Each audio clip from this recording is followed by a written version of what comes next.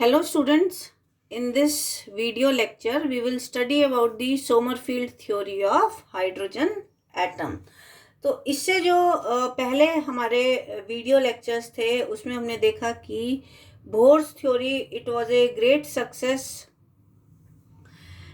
Specially in the derivation of hydrogen atom. Hydrogen atom के spectrum को study करने के लिए bourse theory he achieved great success, but later on पाश्चन he studied the spectra of hydrogen atom. बाद में पाश्चन ने hydrogen atom के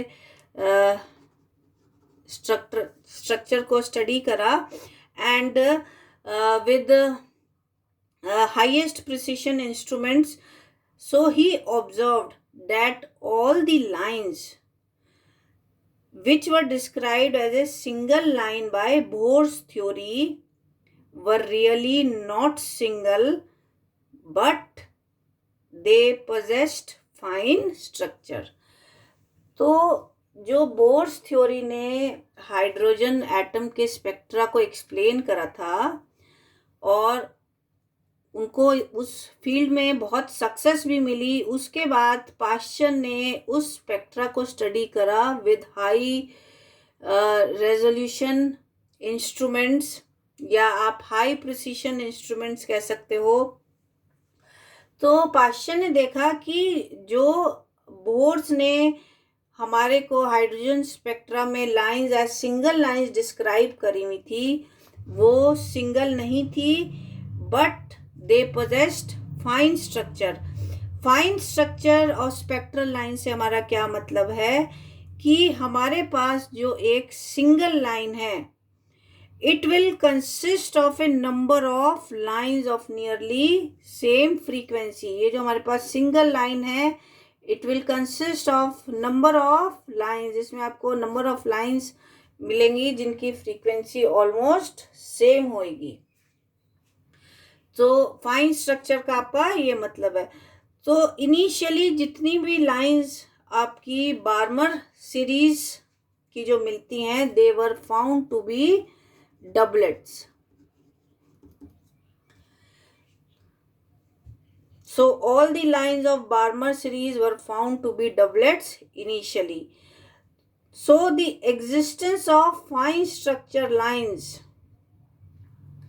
it can be explained if we have a number of energy levels for a particular value of n, that is your principal quantum number. तो fine structure को हम कब explain कर सकते हैं कि अगर हमारे पास we have number of energy levels for same n. n क्या चीज़ है हमारे पास? n is our principal quantum number. अगर एक क्वांटम नंबर के लिए हमारे पास बहुत सारे एनर्जी लेवल्स हैं, तभी हम फाइन स्ट्रक्चर को एक्सप्लेन कर सकते हैं. पर जो बोर्स थ्योरी है वो हमारे को एक ही एनर्जी लेवल देती है, या it gives only one energy value for a defined value of n. So for a defined value of n we have only a single value of energy. तो bore ने जो अपना थ्योरेटिकल मॉडल दिया था atom का, उसमें उसने क्या कंसिडर करा था? He considered the motion of electron around the nucleus in circular orbit. कि जो इलेक्ट्रॉन्स हैं वो न्यूक्लियस के चारों तरफ सर्कुलर ऑर्बिट्स में रिवॉल्व कर रहे हैं. बट इन 1915 में सोमरफील्ड ने बोर्स एटॉमिक मॉडल को एक्सटेंड करा and he included the concept of elliptical orbits. Circular orbits की बजाय इन्होंने एलिप्टिकल ऑर्बिट का कंसेप्ट इंट्रोड्यूस करा और अपने इस एटॉमिक मॉडल को उन्होंने कंपेयर करा with the with our planetary system. And he was successful in explaining the fine structure. He achieved success in explaining the fine structure of hydrogen and your hydrogen like ions. तो इस Sommerfeld ने जो अपना elliptical orbit का model consider करा था, he also applied relativistic correction. ये भी हम आगे देखेंगे इन्होंने कैसे रिलेटिविस्टिक करेक्शन अपने इस मॉडल में भी अप्लाई करी थी.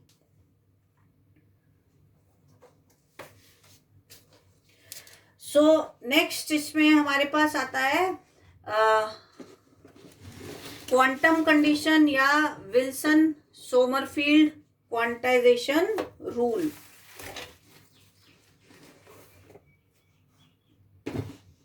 नेक्स्ट इसमें हमारे पास आता है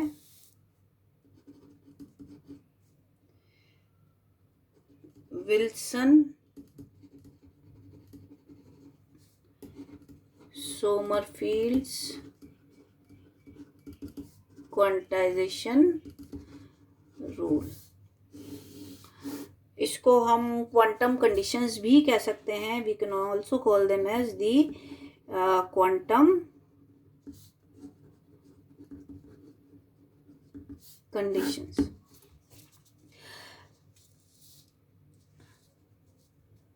तो ये क्वांटम कंडीशंस क्या हैं? These quantum conditions are the quantum assumptions. These are your quantum assumptions,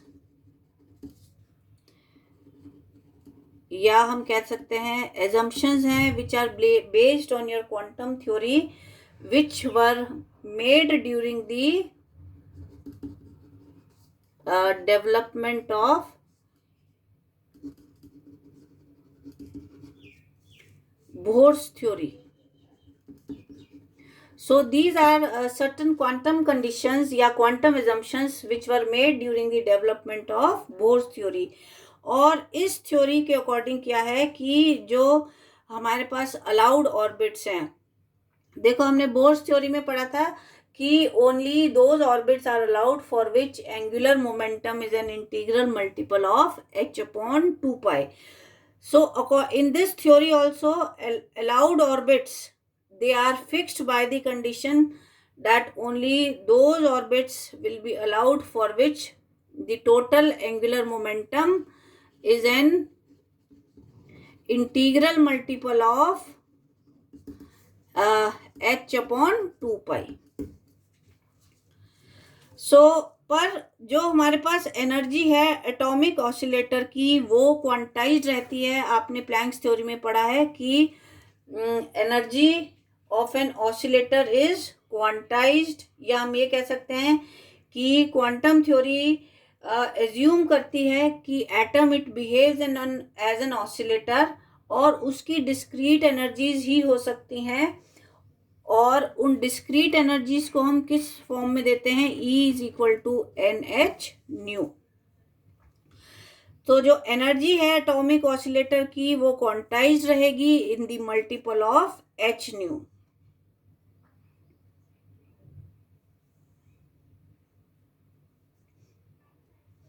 तो अब हमारे पास जो मेन क्वेश्चन अराइज होता है वो ये है कि what is the general rule on which these assumptions are based? वो ऐसा कौन सा रूल है जिसके ऊपर ये assumptions based हैं? बोर्स थ्योरी कह रही है कि only those orbits are applicable for which angular momentum is an integral multiple of h/2π, whereas your according to quantum theory Planck कह रहे हैं कि an oscillator can have energy in the multiple of h/nu. So what is the general rule for on which these assumptions are made? तो 1916 में, in 1916 Wilson and Sommerfeld,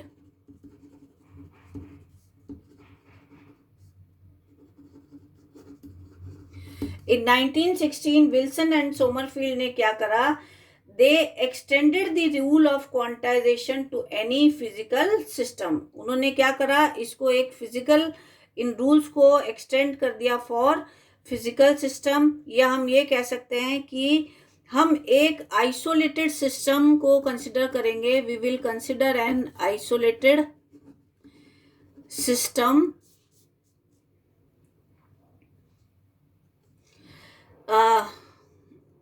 with n degrees of freedom, जिसमें हमारे पास degrees of freedom कितनी होंगी, with n degrees of freedom.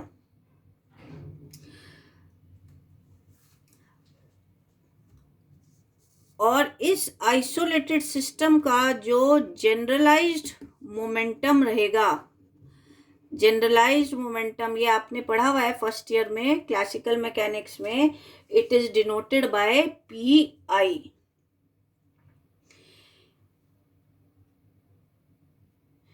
And this generalized momentum, it is a function of generalized, it is a function of generalized coordinate QI. It will be a function of your generalized coordinate QI. तो हमारे पास stationery states वो रहेंगी for which PI into DQI is equal to NI into H, where NI क्या चीज है आपके पास, NI आपका it is an integer and each integral is extended over ये क्या है आपकी, this is your complete cycle over A complete cycle of variable. Variable इसमें क्या है आपका, QI है, over A complete cycle of variable QI।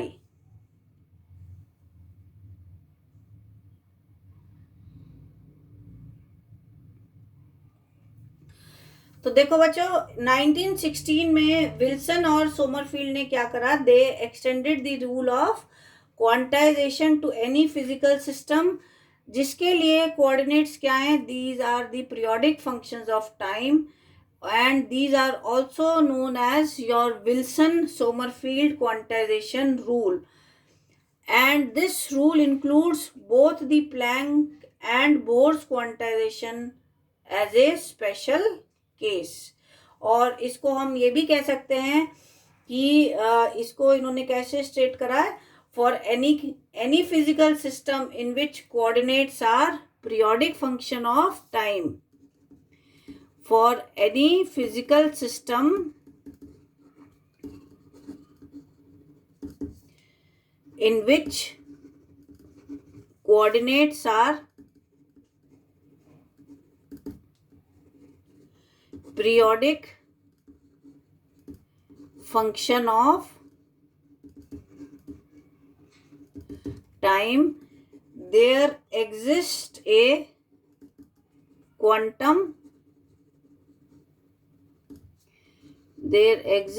quantum condition for each coordinate,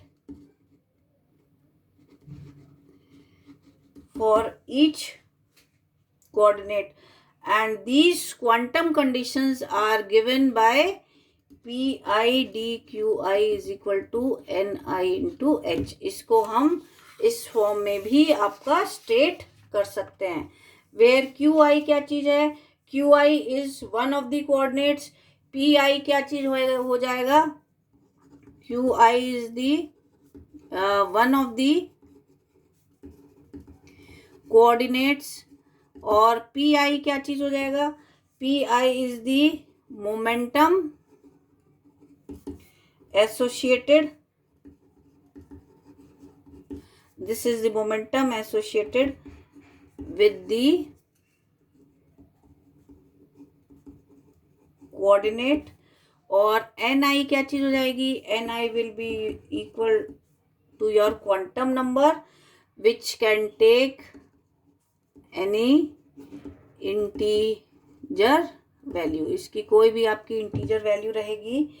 और जो आपका सिंबल फाई है, ये क्या चीज डिनोट करेगा? It will denote that integration is taken over A complete period of coordinate. और कोऑर्डिनेट क्या है हमारे पास? क्यू आई है. This is taken over A complete period of coordinate Q I. तो अब हम इसमें इसकी एप्लीकेशन ऑफ क्वांटाइजेशन लेके चलते हैं हाइड्रोजन एटम का. We will consider hydrogen atom which is your one dimensional harmonic oscillator. So consider a one-dimensional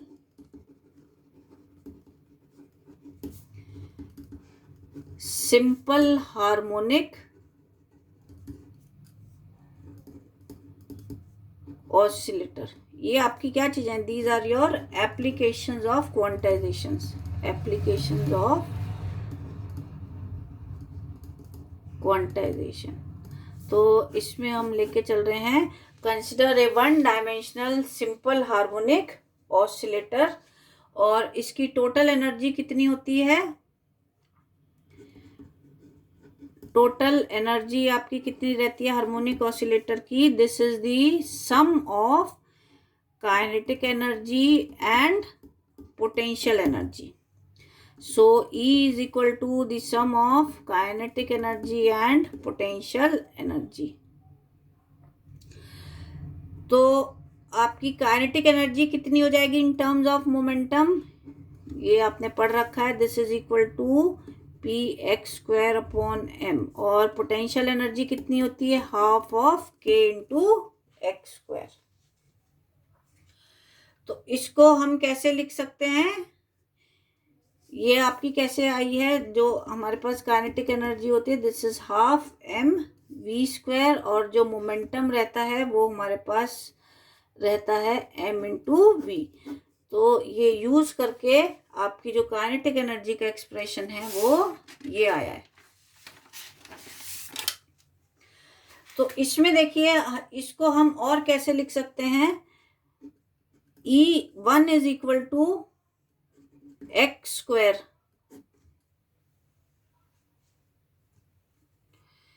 upon 2E into k plus p x square upon 2m into e. E को हम ये नीचे ले गए हैं, इसको इस फॉर्म में हमने कन्वर्ट कर दिया है. तो अब ये जो इक्वेशन है, this is an equation of an ellipse, जिसमें हमारे पास क्या रहता है? X square upon a square plus y square upon b square. This is equal to 1. और इसमें आपका सेमी मेजर और माइनर एक्सिस कितना आ जाएगा? A will be equal to 2E upon k का हाफ आ जाएगा and B will be equal to 2ME raised to power half. So these are the semi-major and semi-minor axes. So for one cycle of oscillation of the oscillator, जो आपके point हैं x and px, ये क्या करेंगे? They will move once round the ellipse. एक complete cycle के लिए they will move once round the ellipse. तो जो इंटीग्रल की वैल्यू आएगी P X into D X, this will be equal to the area of the ellipse. और area of ellipse कितना हो जाएगा, this will be equal to pi into A B. अब यहाँ से हम ए और बी की वैल्यू इसमें सब्स्टिट्यूट कर देंगे, ये हमारे पास आ जाएगी 2e upon K half into 2me half. So this is equal to, इसको अगर आप सॉल्व करेंगे तो ये आ जाएगा 2 pi e under root m upon k. Take it as equation number 1। और जो फ्रीक्वेंसी होती है हार्मोनिक ऑसिलेटर की, आपने अपनी लोअर क्लासेस में पढ़ा है, दिस इज गिवन बाय 1/2 पाई के upon m। This is equation number 2। तो अगर 2 को आप 1 में यूज करते हैं तो आपके पास क्या आ जाएगा, P X into D X, this will be equal to E upon nu. Take it as equation number 3, ये आ जाएगा। So but according to Wilson Sommerfeld quantisation rule, now according to Wilson Sommerfeld quantisation rule, हमारे पास क्या है, P X into D X is equal to N into H. तो अब हम क्या करेंगे, इन दोनों इक्वेशंस को हम कंपेयर करेंगे। हमारे पास इक्वेशन हो गई, take it as equation number 4। So comparing equation 3 and 4, comparing 3 and 4, हमारे पास क्या आ जाएगा, E upon nu is equal to N into H. तो देखिए ये इक्वेशन क्या आ गई, E is equal to N H nu. ये आपके पास क्या इक्वेशन है, this is the equation of Planck's quantisation rule. और वो क्या कहता है, प्लैंक्स थ्योरी क्या एज्यूम करती है, it assumes atom as an oscillator which will have discrete energies given by the relation E is equal to NH nu. So this is your Planck's quantization law. So we can deduce the Planck's quantization law from your Wilson Sommerfeld rule. अब second इसमें आता है आपका Bohr's quantization law.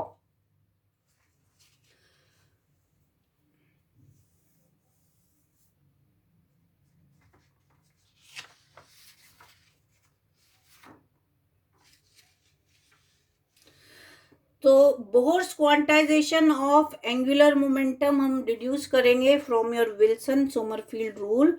इसमें क्या रहेगा कि जो हमारे इलेक्ट्रॉन की पोजीशन है which is moving in a circular orbit, it will be described in terms of polar coordinates r and theta। हमारे पास polar coordinates क्या होते हैं, r और theta होते हैं। so momentum associated with radial coordinate r कितना हो जाएगा, momentum associated with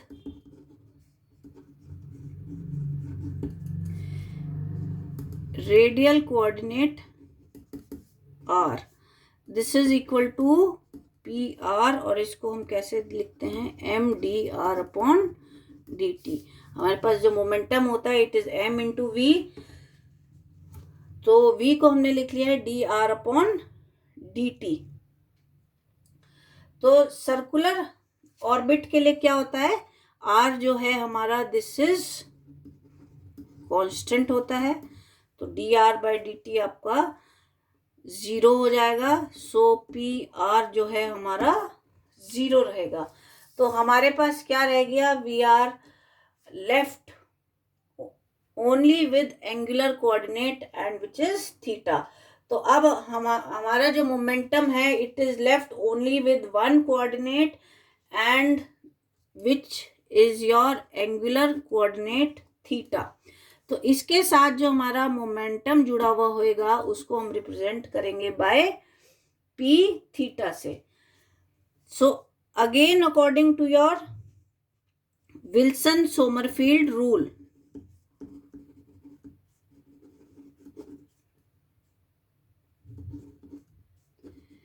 हम क्या लिख सकते हैं?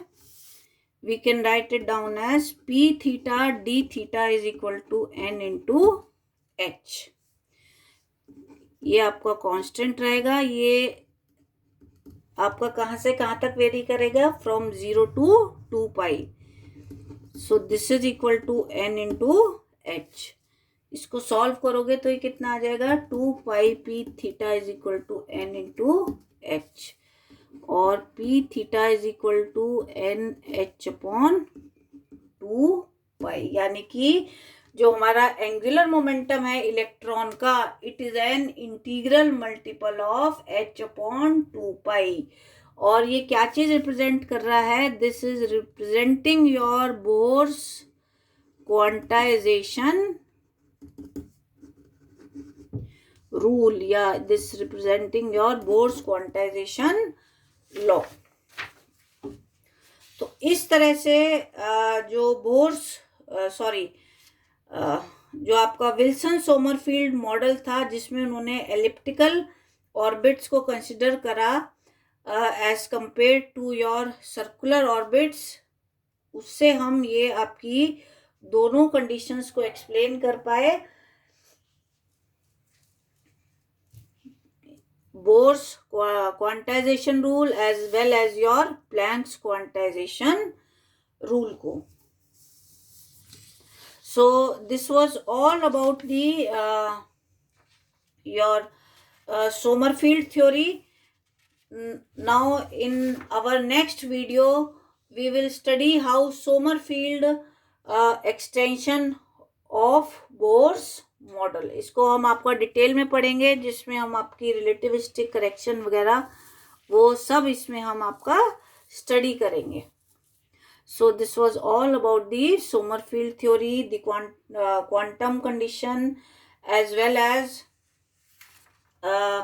your Wilson Sommerfeld quantization rule and applications of quantization.